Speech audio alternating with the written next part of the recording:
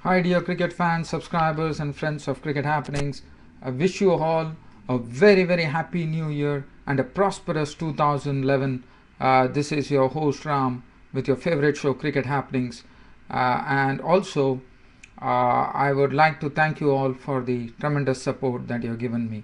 Well, today I am out here with the first report on Jan 1st, 2011, whereby, as you know, there is going to be a match which is going to be played on 2nd of January, and that will be the third test between India and South Africa, which will be the decider at the Newlands Stadium. Now, India totally buoyed up after actually having their win against South Africa in the previous test.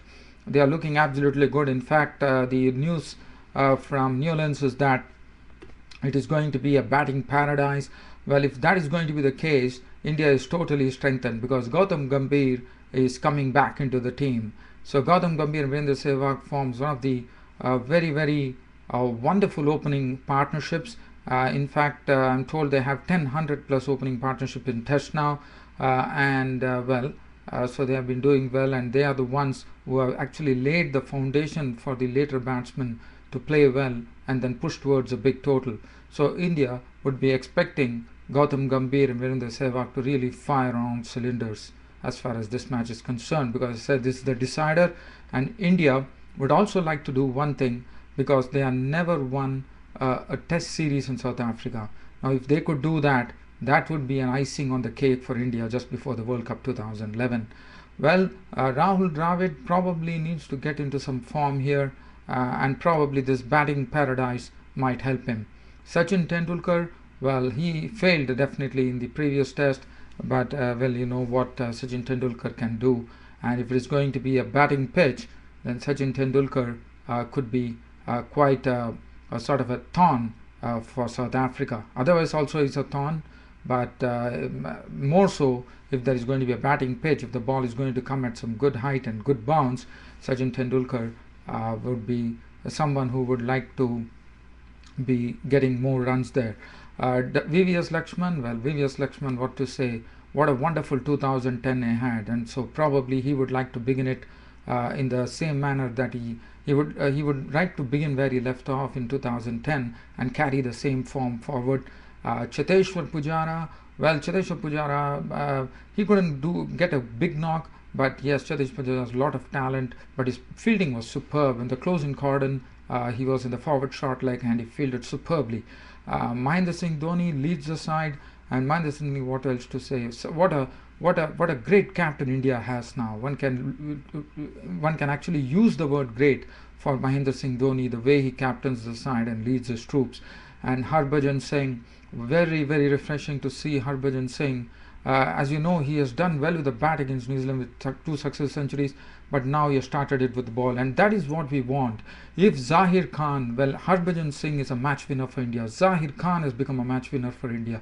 If Harbhajan Singh and Zahir Khan definitely is doing well, but if Harbhajan Singh can really keep up that good form that he has as with the ball and starts troubling the opposition, that would be great. So Harbhajan Singh, hats off to him. He proved that in the second test where India won, and Zahir Khan, they were the main wreckers of South Africa. After that, Ishant Sharma, well, even though he took a very solitary wicket, Ishant Sharma probably needs to really get something from Zahir Khan and bowl in a much better fashion.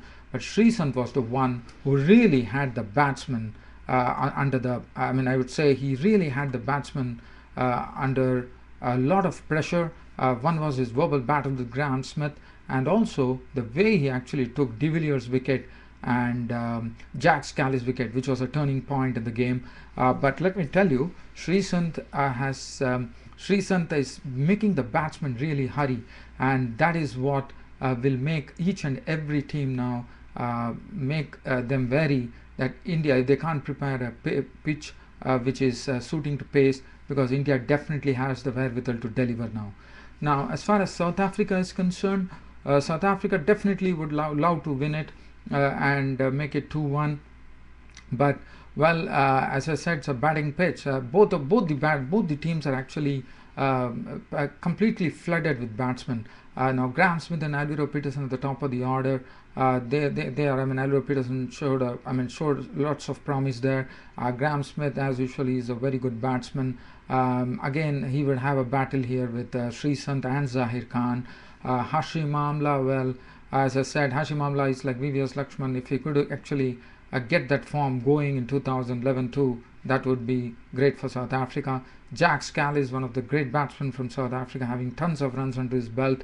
AB de Villiers, maybe he failed in the previous one, but let me tell you, AB de Villiers would make a great difference, and with the batting pitch, AB de Villiers could be quite a threat for India. Ashwell Prince could also be, he's a sort of a bloke who would like to stay on the wicket, and Ashwell Prince could be someone that you could watch out for, because I probably failed, but Ashwell Prince, let me tell you, he has loads of talent, and he's the one who has the staying powers, and that's what is vital in Test cricket.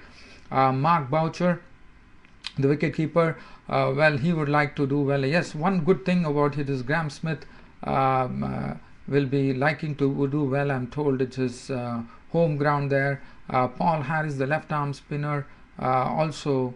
I mean, well, I wouldn't say he has done very well against the Indians, but probably he needs to put in a lot more effort there.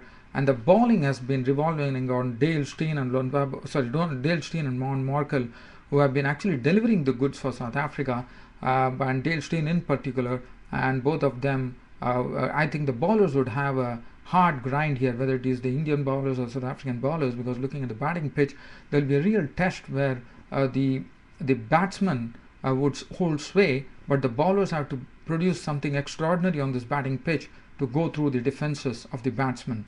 So Mon Markle and Dale Steyn would have to do the hard work, continue the hard work, and Lonwabo Sotsobe has been, I would say, looking more and more impressive as days have gone by. Could also, I mean, he could also bowl very well, and well, it all depends on how as I said, if it is going to be a batting pitch, the bowlers are going to have the task really cut out here.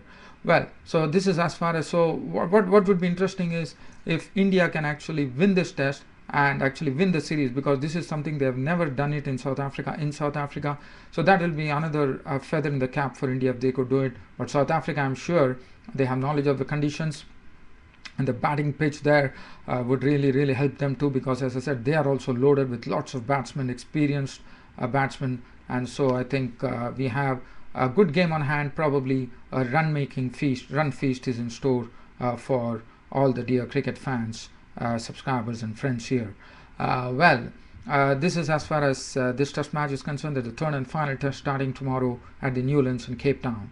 Well, the next thing that I would like to talk about is the Netherlands has become the first team to actually announce the 15 member squad for the World Cup 2011 out of the 30 probables, and Peter Borren is the new captain of Netherlands, and he is going to lead the side.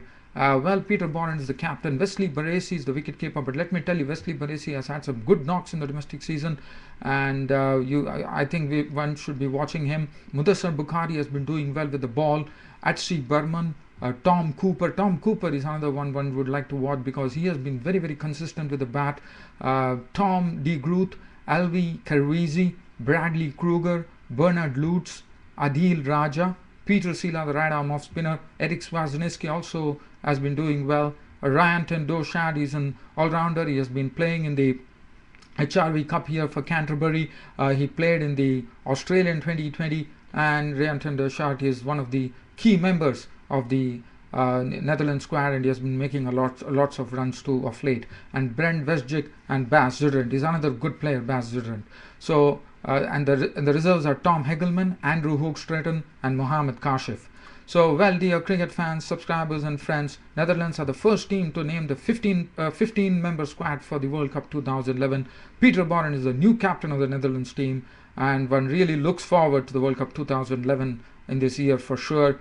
Well, dear cricket fans, subscribers and friends, it has been a pleasure talking to you and reporting on cricket happenings. But let me tell you one small news. I am told that the promising leg spinner Imran Tahir has become eligible to play for South Africa, and that would be some great news for South Africa in 2011.